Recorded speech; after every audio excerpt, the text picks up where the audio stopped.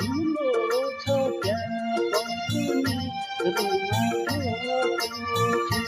यो खोलीको पानी कोही नखानु मैले छोको छु। धर्मका धनी